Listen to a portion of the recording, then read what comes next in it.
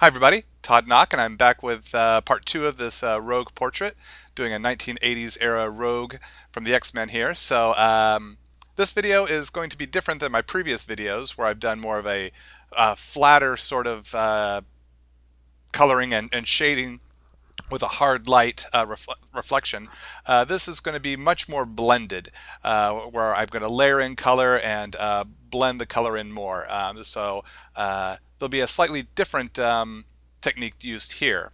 Instead of leaving big sections of white for the highlight, I'm going to be a little bit more subtle with it. So just picking specific planes of Rogue's face, like on her forehead there, right where the front of her forehead kind of meets to the side, leaving a highlight there, on her cheekbones, on the tip of her nose, and on her chin there. So just a few places, and just layering in some E00 for the base. Then I'm going to come in with a darker shade, the E01, and this will be kind of the first step of layering in more color.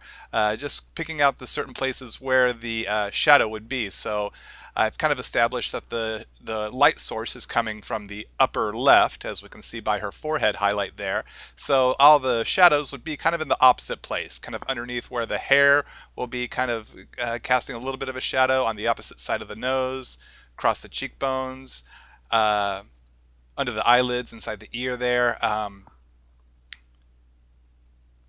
Really taking advantage of the different planes of her face and how light would hit that, and how to sculpt the shapes there.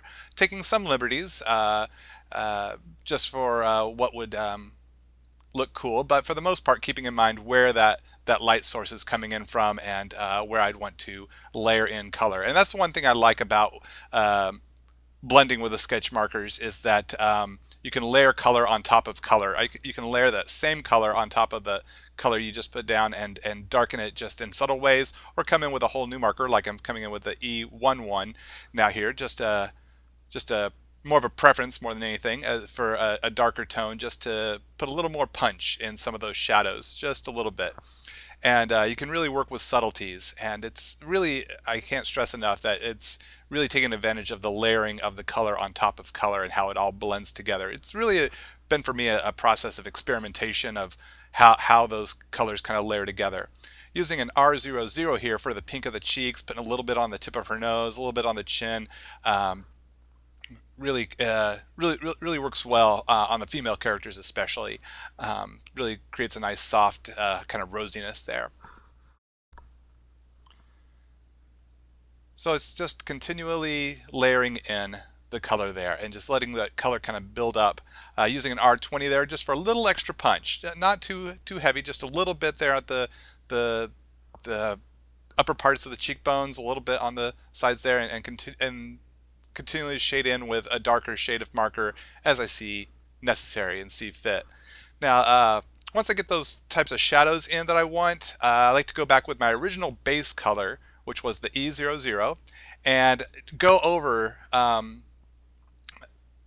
almost the entirety of her face. Maybe not over the pink parts as much, but over the similar skin tone and the shadow colors, to kind of blend it in, and almost like a second coat. It kind of just gives it a little more vibrancy, a little more pop.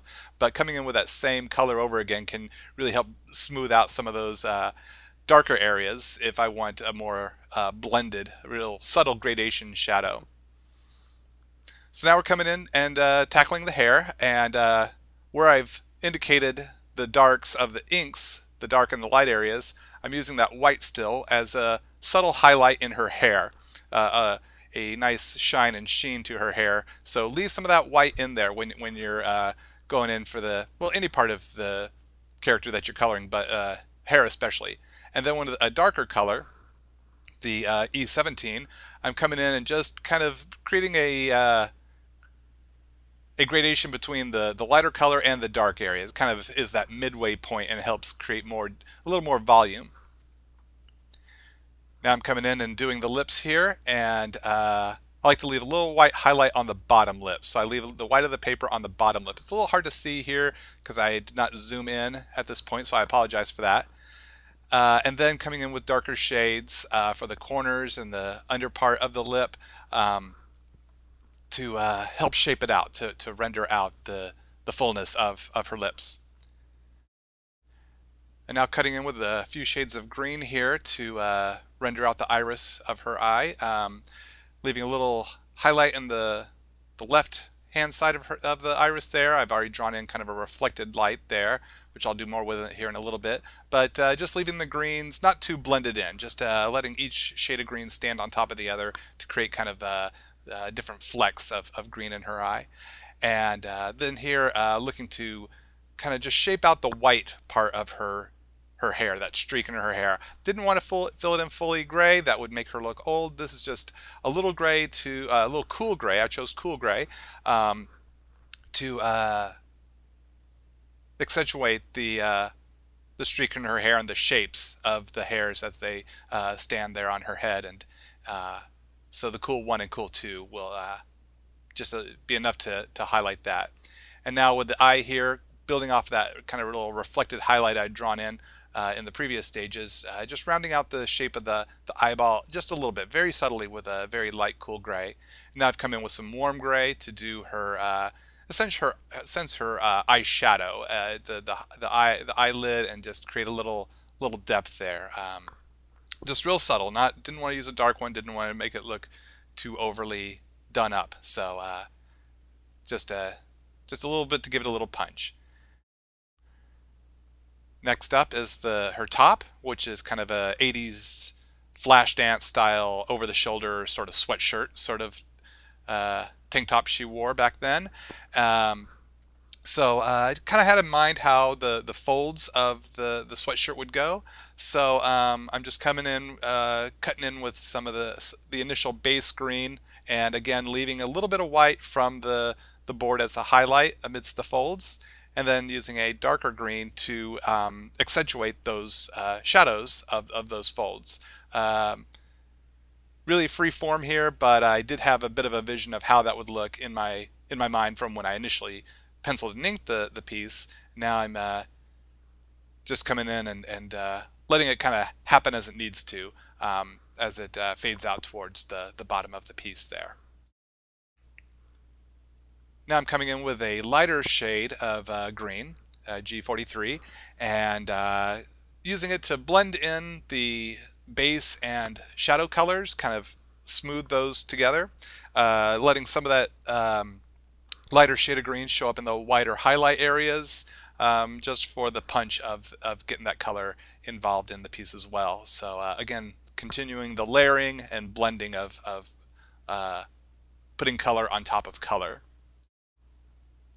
Now to fill in the black part of her bodysuit, I did not fill in the black areas during the inking stage because the black goes right up to her face and the top there, and since those are lighter colors, I did not want to risk the lighter color to come in and blend in with the black. So it's easier to do the darker color later and avoid accidental blending since the two areas are so close to each other. So did the face first, then the top, then come in with the black area last. Because it is a Copic Sketch marker, it is blendable, so it's going to want to blend with those colors if a lighter color were to connect to that black. So save that for this color stage and one of the last parts that I chose to do.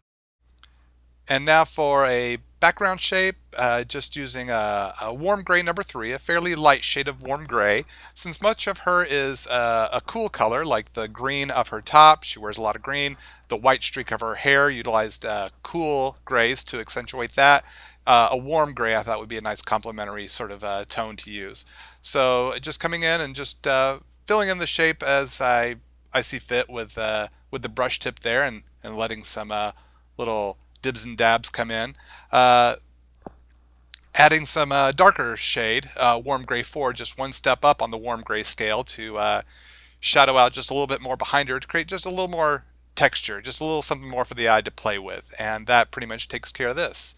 And then I'll sign her up, and this piece is done. Thanks so much for tuning in, everybody. I appreciate all the support. Thanks for watching and posting comments, and thank you for subscribing as well. Hope to have more videos to post here real soon, so please stay tuned, and thanks a lot. See y'all soon.